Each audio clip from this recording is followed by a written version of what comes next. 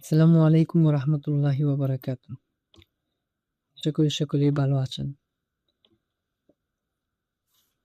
আজকের ক্লাসে ইনশাআল্লাহ আমরা মুরাক্কাবাত বা যুক্ত বর্ণ নিয়ে আলোচনা করব। আমরা জানি প্রতিটি ভাষার জন্য নির্দিষ্ট আলাদা আলাদা বর্ণমালা আছে। সেই বর্ণমালাগুলো যুক্ত হয়ে শব্দতে রূপান্তরিত হয়। তারপর বিভিন্ন শব্দ একত্র হয়ে একটি বাক্যতে বা জুমলা হয়। তারপর সেই জুমলা বা বাক্যর মাধ্যমে একটি অর্থবোধক মেসেজ আমরা পাই। যেমন কোরআনের মধ্যে আছে, বিভিন্ন ভাষার ক্ষেত্রে সেই শব্দ থেকে বাক্য, আর শব্দ গঠিত হয় হচ্ছে হরফ থেকে। তো আরবিতে যে হরফগুলো আছে সেগুলো যুক্ত হওয়ার ক্ষেত্রে কিছু নিয়ম আছে। যদি আমরা এই নিয়মগুলো শিখে নেই তাহলে আমাদের হরফ চেনার ক্ষেত্রে আর ভুল হবে না। তো আরবিতে কিছু হরফ আছে যেগুলো শুধুমাত্র আগের শব্দের সাথে যুক্ত হয়, কিন্তু পরের শব্দের সাথে যুক্ত হয় না। এরকম হরফ ৬টি: আলিফ, দাল, জাল, র, জা, ওয়াও। এই ৬টি হরফ শুধুমাত্র তার আগে যে হরফ আছে সেই হরফের সাথে যুক্ত হয়।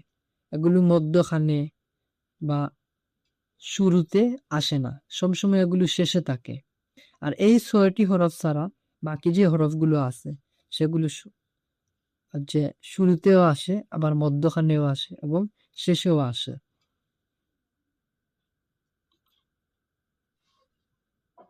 যদি আমরা দেখি আলিফ যুক্ত হলে কিরকম হয়, যেমন আলিফ, এটি হচ্ছে পূর্ণ আলিফ। যখন এটি অন্য হরফের সাথে মিলিত হয় তখন এরকম হবে দেখতে। যেমন মিম প্লাস আলিফ, যদি আমরা এই দুইটাকে একত্র করি তাহলে হবে মিম আলিফ। এখানে লেখা আছে আরবি হরফের মধ্যে আলিফ শুধুমাত্র পিছনে মিলে, দুই দিকে এবং সামনে কখনো মিলিত হয় না। যদি সামনের দিকে আসে এরকম তাহলে এটি লাম, যদি মধ্যখানে আসে তাহলে এটি লাম, যদি শেষে আসে তাহলে আলিফ।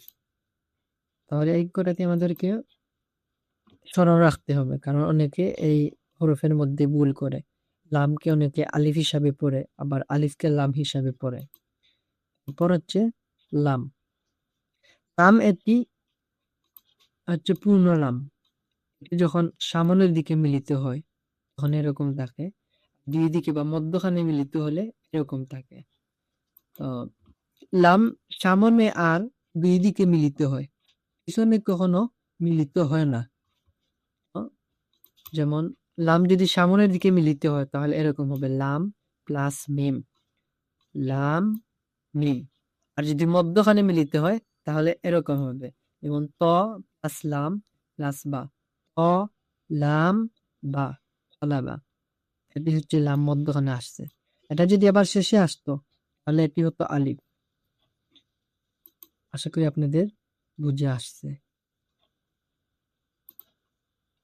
তারপর হচ্ছে যে আমরা ৬টি হরফের কথা বলেছিলাম, সেই ৬টি হরফ শুধুমাত্র তার ডান দিকে বা সামনের দিকে যে হরফ আছে সেই হরফের সাথে মিলিত হয়, পিছনের দিকে বা বাম দিকের হরফের সাথে মিলিত হয় না। যেমন বা, আলিফ এবং বা সামনের দিকে হচ্ছে মিলিত হয়নি, ডান দিকে মিলিত হয়েছে। বা আলিফ। দাল প্রথমে তার ডান ডান দিকের হরফের সাথে মিলিত হয়েছে, জালি। এবং খা তার বাম দিকের হরফের সাথে মিলিত হয়েছে, আমরা বাম দিকে এটিকে মিলাতে পারবো না।